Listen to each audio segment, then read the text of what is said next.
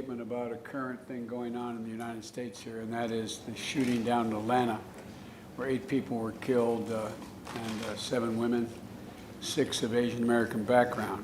And I was just on the telephone briefed by the Attorney General of the United States and the Director of the FBI, and the investigation is ongoing, and the question of motivation is still to be determined. But whatever the motivation here, I know that Asian Americans are very concerned, because, as you know, I've been speaking about the brutality against Asian Americans for the last couple months, and I think it is very, very troublesome. And but I'm making no connection at this moment to the motivation of the killer. I'm waiting for an answer from, as the investigation proceeds, from the FBI and from the Justice Department. So so I'll have more to say when the investigation is completed. Now, I want to say Happy St. Patrick's Day to the Taoiseach. It's good to have you on television. But next year in Washington, for years, as you know, Taoiseach, we celebrated this St. Patrick's Day. I always put on a breakfast at my home, and as the Vice President's residence with leading Irish Americans, your ambassador, our ambassador, as well as some of the prelates who were involved with us. And it was always a good time. Then we'd go into this very office. You'd sit in the chair over here, the Taoiseach would sit there, and I'd sit where my national security advisor is sitting, and we'd have a long discussion with the president, and then we'd go up to the United States Capitol, where the Speaker of the House, starting with Tip O'Neill, would put on an event as well, and then I always snuck over the Irish Embassy later. I hope we can do that next year. I hope we can do that next year. And in the meantime, I want to thank you for the Shamrock Bowl. I don't know whether you can see it here, but it's a great tradition, a custom that goes all the way back to Harry Truman, who have a bust of Harry Truman over in that corner. I noticed he didn't move to grab any of the shamrocks. And tonight, Taoiseach, I hope you'll be able to see it at least remotely. We're going to light up the White House in green. To celebrate the deep affection that we Americans have, particularly Irish Americans have, for Ireland and the people of Ireland. And it includes millions of Americans, like my great-great-grandfather and my great-grandfather and my grandfather, all of whom were Irish Americans on both sides of the family.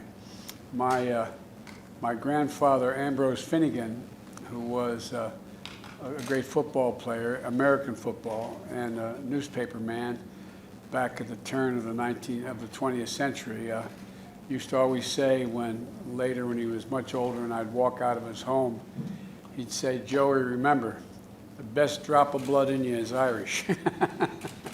I remembered it, I promise you. And because if I didn't, my grandmother, Geraldine Blewett Finnegan, would take me down. And we have a lot of great memories as well in our family, because one of your predecessors I went over. I've been to Ireland many times, but the first time I went to actually go back and look at my roots and meet my family was back when the last year I was Vice President of the United States, and we went both to Mayo, where the Blewetts are from, and Ballina, the city, and we went to County Louth, where the Finnegans are from. And it was a great opportunity for me to show my grandchildren and children and my brother and sister. I joked at the time, but after I left, I wondered why the hell we left in the first place. It's beautiful. It's beautiful. And so I think, there's a lot of folks here in Ireland. My friends from Ireland would always say, the American Irish think they're more Irish than the Irish. But the truth of the matter is that we have a great affection for the country and a great affection for the tradition. And we have Ireland and the United States have a robust agenda that we got to deal with on the substantive side of this issue, of these issues, Taoiseach, and from combating COVID to strengthening global health security to also discussing our economic cooperation and Ireland's leadership now in the UN Security Council, which we're working together. Our UN ambassador is online with us here, and I just welcome the leadership and your partnership.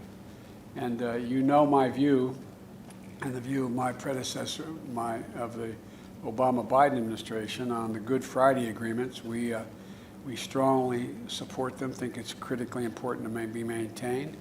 And the political and economic stability of Northern Ireland is very much in the interest of all our peoples, the people-to-people ties. And I think the idea that we talked about renewing our partnership in the All-Ireland Consortium, Cancer Consortium, the U.S., Ireland, and Northern Ireland. It's a partnership that I think we can learn a lot from one another. It's one of the things that, as President Taoiseach, I am going to focus heavily on with our National Institute of Health on dealing with cancer.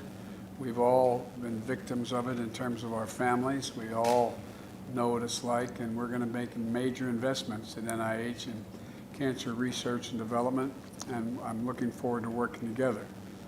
As a matter of fact, my relatives in Mayo just dedicated Loretta, one of my cousins, headed up the hospice effort for cancer, not just cancer, but hospice in Ireland. And they just dedicated a new significant facility to my son, Beau Biden, who died of cancer. And so everything between Ireland and the United States runs deep. Taoiseach, our joys, our sorrows, our passion, our drive, and our unrelenting optimism and hope. One of the few quotes that I've been given credit for in my career was, I said, but I mean it, maybe it's just my family, I said, we Irish are the only people who are nostalgic for the future. And I think we are. It's a great opportunity for you and I to get to talk a little bit. So I'm looking forward to our conversation, and I'm looking forward to getting deeper into discussion about some of the things that are of great mutual interest to both of us. But as we used to say in the United States Senator, Taoiseach, I yield the floor to you. Thank you very much indeed, Mr. President. And could I first of all, again on behalf of the Irish people, through you express my condolences to the people of America and indeed the people of Atlanta and the families of those who were killed and injured in the horrible and very shocking shootings yesterday. And our solidarity is with you, particularly with the Asian American community. We stand together against such mindless acts of violence. And I know, Mr. President, that St. Patrick's Day is very special to you as a proud son of Ireland. Equally, I have to tell you, the people of Ireland are so proud of your election as President of the United States of America. And I can think of no better day for me to have the great pleasure to extend to you their warmest greetings. Thank you. Anachti na féile Padraig Court. Happy St. Patrick's Day. Now, as you said, it feels strange to have to celebrate apart. As you know well, Irish people love to come together to celebrate our heritage and culture with song, with dance, with parades, with poetry, and with pride. And this year, because of the pandemic, it just simply isn't possible. And here in Ireland, people are marking the occasion in their homes, but they will be thinking especially of their loved ones around the world and sending them best thoughts and wishes. And they will do so in the hope that next year will be better, as I and you believe it will. It will. With each person vaccinated, we move closer to the day when people can meet each other, hug each other, and celebrate again. And I greatly look forward to you being able to visit Ireland as you have done so many times, and as you said so memorably before, I also hope it will not be long before I can visit the United States again. For now, the bowl of shamrock in front of you is a symbol of the undying friendship between our two countries, a symbol of the good times we have shared and the challenges we have endured, always at each other's side. The green shoots point to the brighter future that I know lies ahead. Building that better future will of course be part of what we discuss today. The policies of our two governments are very closely aligned on the big challenges the world faces. And I look forward to exploring how we can defeat the COVID-19 virus, working together urgently to increase the supply of vaccine for our own people and for people around the world. We should share notes on our plans for recovery, gaining back the ground lost to the pandemic. Both the United States and Europe have put funds of unprecedented scale in place to support this vital work, to build a sustainable and inclusive future, supporting the digital and green agendas, promoting open and fair rules-based trade, delivering greater equality and opportunity. Mr. President, the world has rightly taken great heart from the steps you have already taken to bring the US back to centre stage on global health, on climate, and on human rights. We want to work with you to promote our shared values and interests in the world, including at the United Nations Security Council, on which we are, as you said, currently serving. We want to work with you on climate action, which becomes ever more urgent as we approach COP26 later this year. Today, I especially want to thank you for your unwavering support for the Good Friday Agreement. It has meant a lot, and it has mattered, including as we negotiated Brexit. With a new trading relationship now in place between the European Union and the United Kingdom, and a protocol that protects peace and avoids a hard border on this island, I want to move forward with a positive relationship with the United Kingdom. That means standing by what has been agreed and working together to make a success of it. And that in turn then can help maintain peace and promote greater reconciliation on our shared island, goals that I know you support. There are so many areas where the Irish and American people are already working together, and we will celebrate some of them here today. A consortium through which our practitioners and researchers will pool their efforts to defeat cancer, that most pernicious disease. And I know is very close to your heart in terms of dealing with that. The new initiative to share our poetry and bring it to newer and younger audiences that we will announce today.